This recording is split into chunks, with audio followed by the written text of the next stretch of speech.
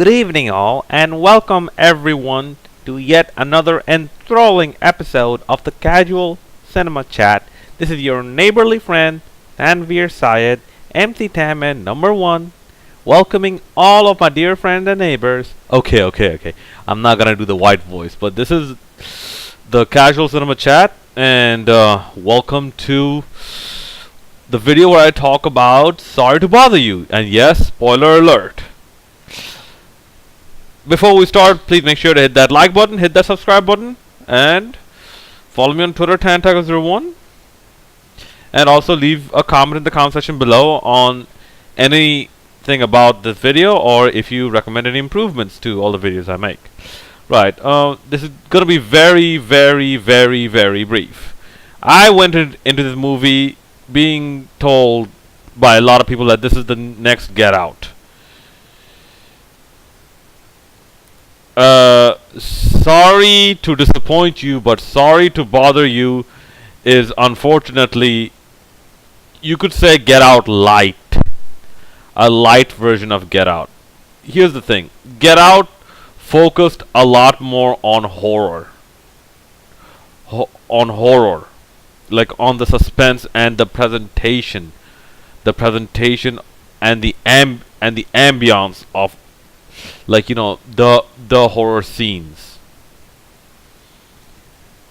The people playing all the roles did it very well. And yes, one of the Get Out people was in this movie. He like, you know, he was the protagonist. But this movie focused a lot more on comedy, and I would, like, to an extent, some of them were like kind of cheesy comedy, and there were some SJW type of elements thrown in there, but it was more relatable. Like, it was more legit.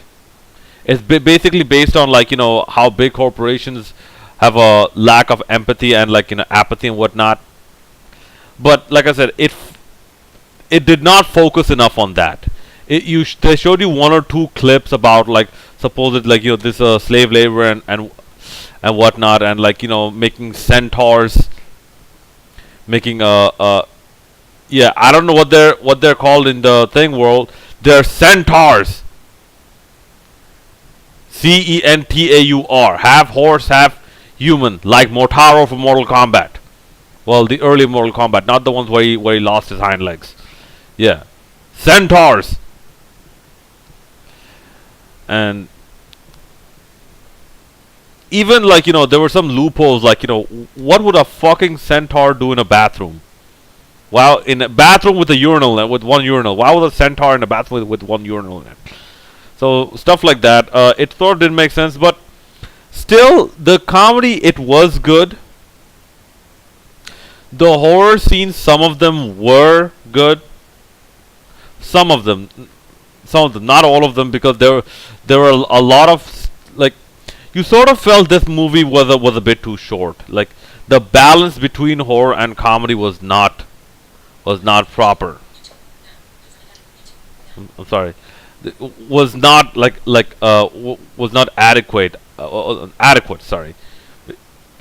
Because, and even one point, like, you know, it sort of, like, went along, like, okay, like, some boundaries where it sort of did not make sense. I'm like, okay, you work at a telemarketing firm, such a big telemarketing firm, and you don't have a workers' union. Why don't you? I thought a workers' union is something you have by default. Why don't you have a workers' union? So stuff like that sort of threw the movie off, a bit off course for me. Because, listen, for me, a movie has to make logical sense. Look, this is why I liked Get Out so. I like Get Out so much. Yeah, a lot of it, some of it does not make logical sense, but a lot of the little things you see in that movie, it adds up and ties in very well. It ties in so well that even the audience watching it, even the audience that was watching Get Out, once that old lady with the spoon, she got her comeuppance. All the people in the audience, they said, "Yeah, that's right, get that bitch, kill that bitch. To evoke such a reaction from an audience, that's what Get Out did very well. This one, I'm sorry. I'm sorry. It was good. It was a good time. It was a good time, but it was way better than Jurassic World. And hell, I'll say it. It was better than Ant-Man. Like in overall entertainment value, it was better than Ant-Man and the Wasp. But no, it was not. It was not as good as Get Out. As like there were some parts of the movie, especially one part where this girl starts talking in a British accent.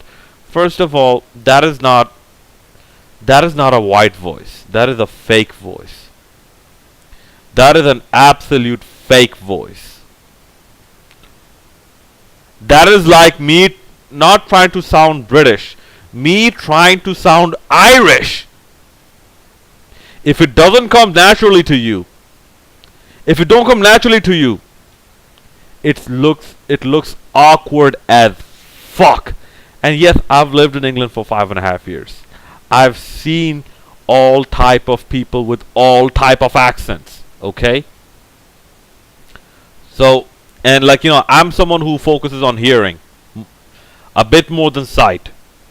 So if somebody's pulling up a fake accent, if it's kind of easier for me to actually catch that scene where oh, if you like what I'm doing, throw something at me.